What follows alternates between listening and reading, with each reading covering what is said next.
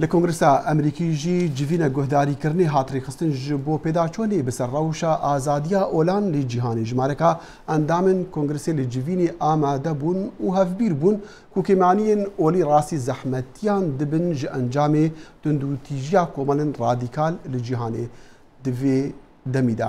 Yehya Berzincî li civînê ya civîna guhdarîkirinê amade bû ev rapor gihandiye.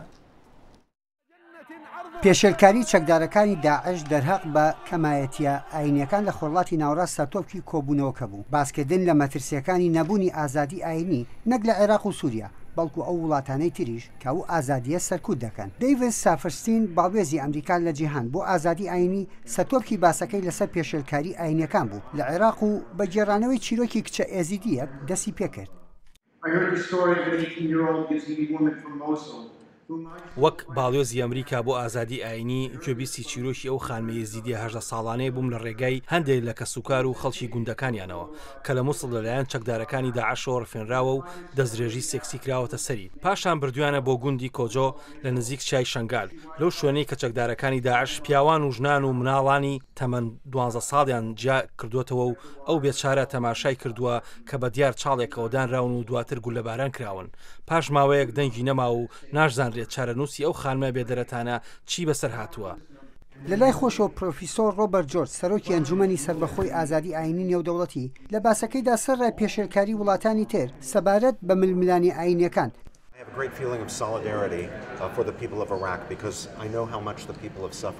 بە شێوەیەکی قوڵبیر لە ئازادی ئاین و مافەکانی مرۆڤ لە عێراق دەکەینەوە. عێراق ئاینزایەکی زۆری تێدا دەژی زۆربەی ئاینەکان لەسەر ئەو بنەما سەرەکیانە خەڵکیان فێر کردووە. پەیامی بەسۆزی و خزمەتی ئەو کەسانی کە پێویستیان بە یارمەتی هەیە وەکو خەڵکی غەریب و ئاوارە. ئێمە هانی خەڵکی عێراق و جیهان ئەدەین موسڵمان بن یان مەسیحی جوولەکە یان بەهایی بودی یاخود هیندۆز پەیوەندی هاوبەشەکانیان بەیەکەوە گرێ بدەن وەک برا دەستی یەکتر بگرن. لە دوای 2003 لە عێراق مەسیحیەکان یەکەم ئاینزا بوون کە لەلایەن ئیسلامێتونڕەوەکان و کوشتن و بڕین و ڕەوپێکردنی زۆرینەیان دەرهەق کرا. ئەوان بەردەوام جانتاکانیان بەکۆڵەوە بوو.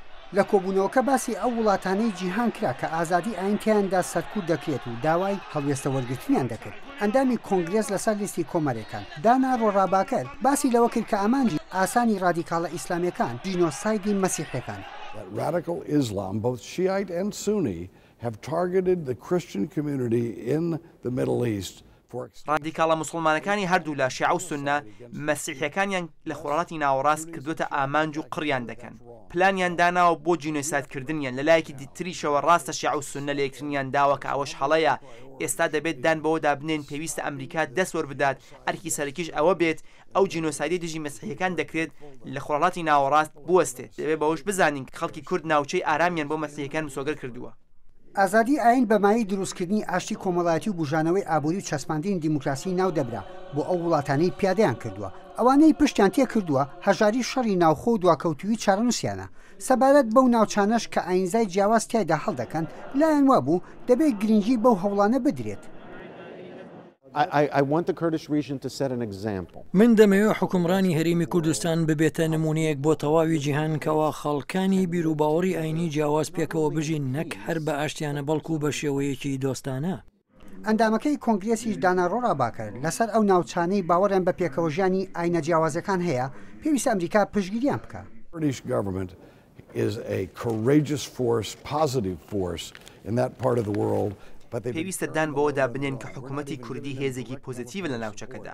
بەڵام هەموو بارەکە بە تەواوی لەسەرشانی ئەوانە هەرچەند کۆمەکی لەشکری بە شێوەی ڕاستەوخۆ بۆیان دابین نەکراوە پێویستە هەموو ئەو یارمەتیانەی لە دەستمان دێ بۆیان دابین بکەین لە ئەو هاوپەیمانێتیەی کە دژی ئیسلامی ڕادیکاڵەکان کورد بەشێکەلی چونکە کورد ئەو هێزە ئەرینیەیە کە ڕێز بە مافەکانی خەڵکی تریش دادەنێ و داکۆکیشیان لێ دەکات. ئەو ڕوبەڕووبوونەوەیە دروستکردنی فشارە بۆ سەر ئیدارەی ئۆباما تاوەکو هەوڵەکانی زیاتر بۆ هێنانەکایی دنیایەکی بێچەوسانەوەی ئاینی کە ڕەنگە داوایەکی ئاسان نەبێت. یەحیا بەرزنجی دەنگی ئەمریکا.